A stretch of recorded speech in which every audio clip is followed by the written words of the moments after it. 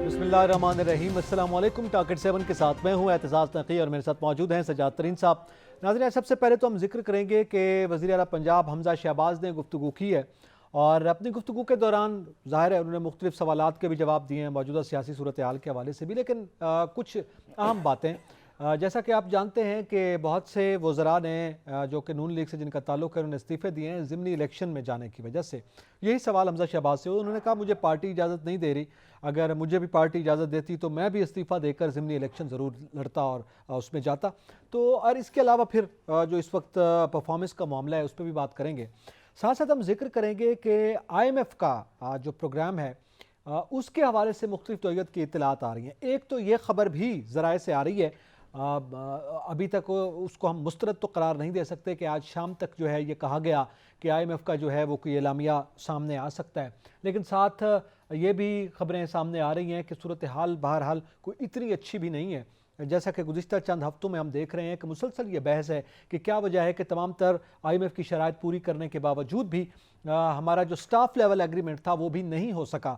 तो उस पर आज वज़ारत ख़जाना ने भी कुछ वजाहतें दी हैं, मिफ्ता इस्माइल साहब ने कुछ गुफ्तगू की है और इसके साथ साथ कुछ खबरें भी हैं ज़राए से कि एक बड़ी कड़ी शर्त रखी गई जो कि पहले से थी कि 17 से 22 ग्रेड के मुलाजमीन के एहसास भी पब्लिक किए जाएँ, लेकिन बहरहाल इस पर जो है नेगोशिएट किया जा रहा है और ये कोई ज़रूरी शर्त थी या नहीं इस पर हम बात करेंगे। क्या इस वक्त सूरत हाल सामने आ सकती है IMF प्रोग्राम के हवाले से जो कि इस वक्त पाकिस्तान के लिए इंतहाई अहम है। इसके साथ हम जिक्र करेंगे पंजाब में ज़िमनी इंतखाब का मार्का। आपके इल्म में है कि बड़ी ज़ोर शोर से जो है इस वक्त गहमा गहमी है सियासी तौर पर पंजाब के उन 20 हलकों में जहाँ पे ज़िमनी इंतखाब होने जा रहा है और उसमें एक दिन नून लीग का जलसा हो रहा है और एक दिन जो है वो PTI जलसा कर रही है। मसलन जनूबी पंजाब में हमने गुज़रे रोज़ देखा कि लिया और भक्कर साइड पर जो है वो PTI ने जलसे किए और झंग में पाकिस्तान मुस्लिम लीग नून ने जलसा किया। आज जब हम ये प्रोग्राम कर रहे हैं तो इस वक्त जलसे सज चुके हैं और जलसों के मैदान में लिया में जहाँ गुज़िश्ता रोज़ PTI ने किया वहाँ नून लीग जलसा करने जा रही है। मरियम नवाज़ साहबा वहाँ पर मौजूद हैं झंग में, और जबकि दूसरी जानिब जो है इसी तरह झंग में PTI आ रही है। तो ये सारी सूरत हाल है। गुज़िश्ता रोज़ नून लीग ने झंग में किया तो आज PTI कर रही है, गुज़िश्ता रोज़ PTI ने लिया में किया तो आज नून लीग वहाँ जलसे कर रही है। तो ये जो गहमा गहमी है क्या सूरत हाल है, वहाँ बड़े दिलचस्प इस वक्त सूरत हाल भी बनी हुई है और बड़े दिलचस्प बयानात भी सामने आ रहे हैं, उसका भी जिक्र करेंगे और फिर आइंदा क्या कुछ होने जा रहा है। अगर हमारे पास वक्त हुआ तो हम जो सूरत हाल इस वक्त वज़ीर आला सिंध ने जस्टिफाई करने की कोशिश की है बारिशों के बाद कराची की सूरत हाल का, उस पर भी बात करेंगे। तरीन साहब, हमज़ा शहबाज कहते हैं कि अवाम ने बड़ी कुर्बानी दी और अब हम कोशिश कर रहे हैं उनको रिलीफ दें। ये बात गुज़िश्ता रोज़ जलसे में मरियम नवाज़ साहबा ने झंग में बात की थी और साथ ही चलें वो तो क्या सूरत हाल बनती है क्या नहीं वो मेरे ख्याल में तो IMF से मशरूत हैं ये चीज़ें, लेकिन बड़ा मामला जो है आज हमज़ा शहबाज ने अपनी परफॉर्मेंस हाईलाइट करने की भी कोशिश की कि मैं इदारों को मुबारकबाद देता हूँ जिन्होंने ईद के बाद आलाइशों को ठिकाने लगाने में बड़ी तेज़ी दिखाई है और पंजाब की इस हवाले से तारीफ़ भी की है। लेकिन सवाल ये है, उन्होंने कहा कि जनाब ज़िमनी इलेक्शन में अगर मुझे पार्टी इजाज़त देती तो मैं भी मैदान में उतरता और इस्तीफ़ा दे देता। तो क्या वजह है पार्टी, क्योंकि इस पर पहले ही इल्ज़ाम है कि अपने ख़ानदान से हट के जो है वो बाहर नहीं जाते, जो बड़ी ओहदे हैं उसको तो वो अपने पास ही रखते हैं, बाकियों को कह रहे हैं कि आप ज़िमनी इंतखाब के लिए जनाब उतरे मैदान में। देखिए, मैं आपको अर्ज़ करूं कि ये जो आपने बात की है कि हमज़ा शहबाज वाली, ये हमज़ा शहबाज से मैं समझता हूँ मुस्लिम लीग नून में जो बड़ी लीडर है वो मरियम नवाज़ साहबा हैं और मरियम नवाज़ साहबा जलसे कर रही हैं और बड़े जलसे कर रही हैं, इसमें कोई शक नहीं कि उनका झंग में बहुत कामयाब जलसा था। मरियम नवाज़ साहबा मतलब जब इमरान खान साहब वज़ीर आज़म थे तो वो बतौर अपोजिशन लीडर बहुत मुतहरक रहीं, उन्होंने जलसे भी किए, पार्टी को मुत्तहिद रखा और लोग उनकी तरफ जाते हैं, लोग उनको उनकी बात सुनते हैं, लोग उनके आने पर जमा होते हैं, उनका बयानिया भी चलता है।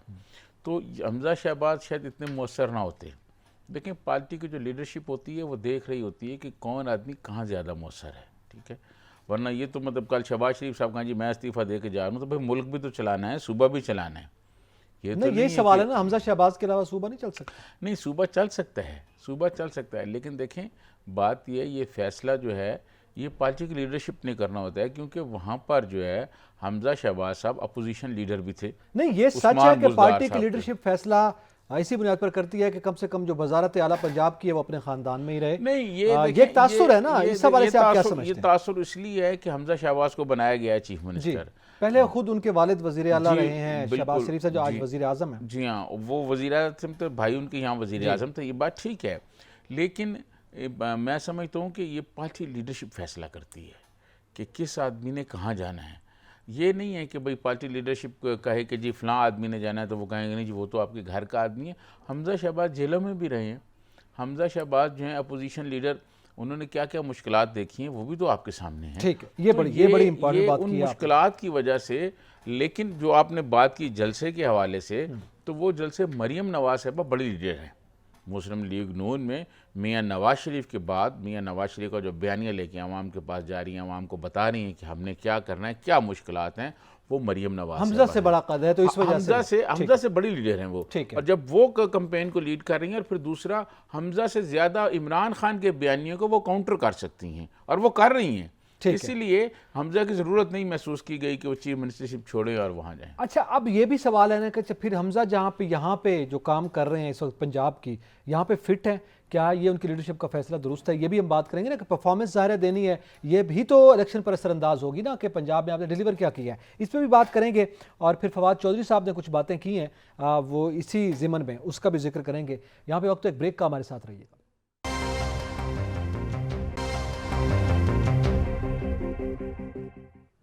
वेलकम बैक नाज़रीन। जिक्र कर रहे थे ब्रेक से पहले कि हमजा शहबाज ने जो गुफ्तगू की है, उसके बाद फवाद चौधरी साहब ने भी आज गुफ्तगू की है। और आपको पता है जो इस वक्त सियासी एनवायरनमेंट चल रहा है उसमें ये बयानात जो हैं उनका तबादला ही है इस वक्त तक। तो नाज़रीन साहब, आज फवाद चौधरी साहब ने गुफ्तगू की है। एक तो उन्होंने कहा कि पाकिस्तान अगर आज श्रीलंका नहीं है तो उसकी वजह सिर्फ और सिर्फ इमरान खान साहब हैं। आपको पता है श्रीलंका के जो हालात हैं इस वक्त, उसमें भी मुआशी सूरत हाल एक बड़ी वजह बनी है, और करप्शन भी वहाँ पे जो हुकूमती सतह पे जो वज़ीर आज़म उनके खिलाफ चार्जेस थे। लेकिन अब एक तो ये बयान है, इस पर मैं चाहूँगा कि आप कमेंट करें। लेकिन साथ ही आज फवाद चौधरी साहब ने जो ये बात की है कि जनाब ये इलेक्शन हो जाए, ज़िमनी इलेक्शन, वो भी हम जीतेंगे, और उसके बाद 30 तारीख तक जो है वो MQM और बाकी जमातें जो इत्तेहाद में है हुकूमत की वो भी हट जाएंगी, और 30 के बाद सबका तिया पांचा हो जाएगा। ये क्या मामला चल रहा है? शेख रशीद साहब ने भी कोई 45 दिन की बात की थी, उस पर भी बात करते हैं। देखें, शेख रशीद साहब की सारी सियासत जो है ना वो पेशन गोइयों पे चलती है, ठीक है, उस पर बाद में बात करते हैं। ये जो फवाद चौधरी साहब ने बात की है, ये कोई 2018 नहीं है, वो 2018 वाली सहूलतें नहीं हैं कि लोगों को जहाज़ों में, जहांगीर खान तरीन के जहाज़ों में भर भर के लाया जाएगा और कहा कि जी बने। और फिर दूसरी बात यह है कि जब ये फैसले होते हैं, नकी साहब आपको भी एक ज़माना हो गया जर्नलिज्म में, आप हम तो तालिब इल्म हैं अभी। नहीं, बात यह है कि बहुत ज़माना हो गया ना जी, ये तो आपकी बड़ा पान है कि आप ये कह रहे हैं कि मैं अभी भी तालिब इल्म हूँ। वो तो इंसान सारी ज़िंदगी सीखता रहता है। आप मुझे ये बताएं कि जब एक दफ़ा फैसला हो जाता है तो क्या वो फैसला 90 दिन के लिए होता है या 200 दिनों के लिए होता है कि 200 दिन बाद फिर ये तब्दील करा दिया जाए और फिर दूसरा आ जाए, फिर हो जाए? ऐसे नहीं होता। 90 दिन का इस मुल्क में अनाउंस भी किया जाए तो 11 साल तक चला जाता है। जी, वो तारीख है। तो मैं आपको अर्ज़ करूँ कि ये जो है ना फवाद चौधरी साहब की, ये ऐसी एक ख्वाहिश हो सकती है, ऐसा कभी नहीं होगा। अब PTI का इक़्तिदार में आना मुश्किल ही नहीं, नामुमकिन हो गया। अच्छा, खुद इमरान खान की जो गुफ्तगू थी, जो इन्होंने अंदाज़ अपनाया, जो इन्होंने बातें की, बेनज़ीर भुट्टो शहीद का बाप फांसी चढ़ गया, मोहतरमा बेनज़ीर भुट्टो शहीद हो गई, 2 भाई मार दिए गए। आसफ अली जरदारी के सामने लोगों ने नारे लगाए पाकिस्तान ना खपे, उन्होंने कहा पाकिस्तान खपे बाबा जी, होती है लीडरशिप। खान साहब ने जो गुफ्तगू की और अब तक जो बातें वो खान साहब कर चुके हैं, उसके बाद खान साहब और फवाद चौधरी साहब ये समझें कि 90 दिन के लिए इनको लाया गया था, फिर 90 दिन के बाद ये हो जाएंगे और ये जीत जाएंगे, ऐसा मुमकिन नहीं है। अच्छा, ये बात सिर्फ फवाद चौधरी साहब नहीं कर रहे। मैं अभी शेख साहब का हवाला दिया, शेख रशीद साहब 2-3 मरतबा ये स्टेटमेंट रिपीट कर चुके हैं कि 45 दिनों में जनाब सब कुछ सामने आ जाएगा, और वो ऐसे बात करते हैं जैसे कि वो कन्फर्म्ड हों, उनको किसी ने कोई गारंटी दे दी हो कि जनाब 45 दिनों बाद फिर आप ही हैं, आप ही कंटिन्यू करेंगे। आज फवाद चौधरी साहब भी इस तरह कर रहे थे, शेख रशीद साहब भी बात कर रहे हैं। याद है शेख रशीद साहब ये भी कहते थे कि ये जब कहीं मिलने जाते हैं तो मैं पार्किंग में गाड़ी में बैठा होता हूँ जी, गेट नंबर 4, और गेट नंबर 4, और जी मैं तर्जमान और मैं ये और मैं वो, और मैं जब कॉलेज में था तो मैं ऐसे कर रहा था और ये मैं ये था। ये सारी बातें उनकी जो है ना सिर्फ अपनी सियासत को ज़िंदा रखने के लिए हैं। शेख रशीद साहब जो बातें करते हैं ना, वो सिर्फ एक अपनी सियासत, कुर्बानी से पहले कुर्बानी, बड़े मकाल में बोलते थे कुर्बानी से पहले, फिर क्या हुआ कुर्बानी से पहले? कुर्बानी से पहले तो उनकी अपनी हुकूमत की कुर्बानी हो गई। सही। तो शेख रशीद साहब, ये वही शेख रशीद साहब हैं जो प्रेस कॉन्फ्रेंस करते हुए टेबल पे बहुत ज़ोर से हाथ मारते थे और कहते थे अदम एतमाद नाकाम होगी, नाकाम होगी। फिर जिस वज़ीर दाखिला को ये पता नहीं है कि अदम एतमाद आ रही है और वो कामयाब हो रही है, यार उनकी बातों को आप संजीदा ले रहे हैं। वज़ीर दाखिला को तो जो पता होना चाहिए, चले सियासत का तो पता नहीं है उनको ये नहीं पता एग्रीमेंट किसने किया उनको एक जमात के साथ, जो उनका मनसब था, धरना हुआ था, वो उनको नहीं पता था। सही। तो एक तो फवाद चौधरी साहब और शेख रशीद साहब की बातों को संजीदा लेने की जरूरत नहीं है। और ऐसा लेकिन नहीं आपके होता दोस्त हैं कि फैसला, आपके एक दोस्त जुमला हैं सिर्फ जी, कि जब फैसला एक दफ़ा हो जाता है ना जी, वो 90 दिन के लिए या 12 दिन के लिए या 3 महीने के लिए नहीं होता कि फिर इनको ले आए। वो फिर हो गया, फैसला हो गया। वो भी गारंटीज लेकर बैठे हैं, ऐसे नहीं आए थे। अच्छा, लेकिन आपके दोस्त हैं शेख साहब, मैं ये बात कर रहा था, आप बड़ा उनका जिक्र करते हैं और अगर कभी आप जिक्र ना करें तो आप उदास भी हो जाते हैं। आज आपने जिक्र किया, लेकिन आजकल बड़ी मुश्किल में है। एंटी करप्शन का मामला जो है वो सामने आ गया है। हालांकि उधर इलेक्शन कैंपेन चल रही है ज़िमनी इलेक्शन के हवाले से, इस दौरान नून लीग की हुकूमत उनको फंसाना चाहती है। ये उनकी जानिब से ये बहुत से कंसर्न आपको पता है सोशल मीडिया पे आना शुरू हो गए। शेख रशीद साहब जब बहावलपुर जेल में थे ना, तो मैं उनको वहाँ मिलने गया था। एक बहुत बड़े अखबार नवीस थे, कालम निगार भी थे, इरशाद हक्कानी साहब, वो भी उस दिन वहाँ गए थे। हम दोनों इत्तेफाक से इकट्ठे ही, लाहौर से हम अलग-अलग गए, मुझे नहीं पता था कि वो भी जा रहे हैं, लेकिन जेल से जब हम गेट से अंदर गए शेख रशीद साहब को सेल में मिलने के लिए, तो हम दोनों इकट्ठे थे। तो वहाँ भी शेख रशीद साहब बहुत सारी बातें कर रहे थे। अच्छा, वो बातें जो आप वाक़या सुना रहे हैं इसको मुकम्मल करते हैं, मुझे ब्रेक का कहा जा रहा है, ब्रेक के बाद इस बात को भी मुकम्मल करेंगे और कुछ दीगर मामलात जो हैं वो भी डिस्कस करेंगे। नाज़रीन, यहाँ पे वक्त एक ब्रेक का, हमारे साथ रहिएगा।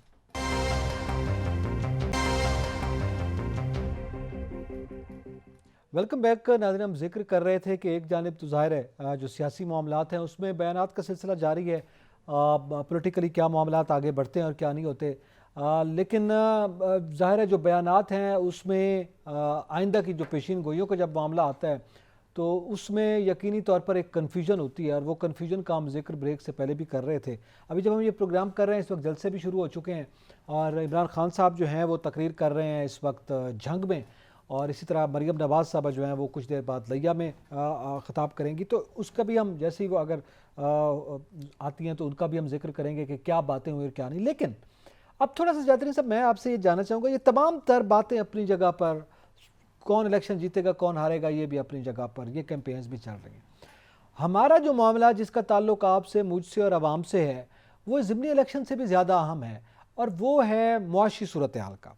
IMF का जो प्रोग्राम है उस पर निगाहें टिकी हुई हैं। मौजूदा हुकूमत ने आते ही एक बात की कि गुज़िश्ता हुकूमत ने, इमरान खान की हुकूमत ने IMF के साथ जो मुआहदा किया, उस मुआहदे की वजह से हमारा मुआशी तौर पर बेड़ा गर्क हो गया, वो शराइत सख्त करते जा रहे हैं। इसी वजह से राना सनाउल्लाह साहब ने आखिर आके ये भांडा फोड़ दिया। उन्होंने कहा जनाब हमें तो IMF ने तिगनी का नाच नचाया, लेकिन अभी तक वो उन्होंने केस जारी नहीं की। अब ये आज फिर खबरें आ रही हैं IMF के हवाले से कि जनाब शायद एलामिया जारी हो जाए, और ये खबर भी सामने आई है कि वो कह रहा है जनाब आप एक शर्त है और 17 से 22 ग्रेड के मुलाजमीन के सजात पब्लिक करें, तो इसको पूरा कर दें, उसके बाद आगे बढ़ेंगे। क्या हकीकत क्या है? अच्छा देखिए, ये बात जब मैं आज सुबह कुछ वजारत ख़जाना के लोगों से मेरी बातचीत हुई तो प्रोग्राम से पहले आपसे ये डिस्कस हो रही थी, उसके बाद ये ब्रेकिंग न्यूज़ भी आनी शुरू हो गई। मैं आपको अर्ज़ करूँ कि ग्रेड A 17 से 22 तक के जो सरकारी मुलाजमीन हैं ना, उनके तो असासे वैसे ही जमा होते हैं और कुछ के पब्लिक भी होती हैं, और वैसे जब वो आते हैं CSS करके, या वैसे जब नौकरी में कोई बंदा आता है तो उसके असासे वहाँ दर्ज होते हैं, वो लिखे हुए होते हैं, और वो कोई ऐसी घबराने वाली बात नहीं, उनको पब्लिक भी कहा जाता है। ठीक है। अब मसला ये है कि कुछ लोग जो हैं वो बहुत सेंसिटिव जगह पर होते हैं, बहुत हसास जगह पर होते हैं, और उनका बहुत ही मतलब अहम काम होता है मुल्क और कौम के लिए, रियासत के लिए बहुत अहम काम होता है।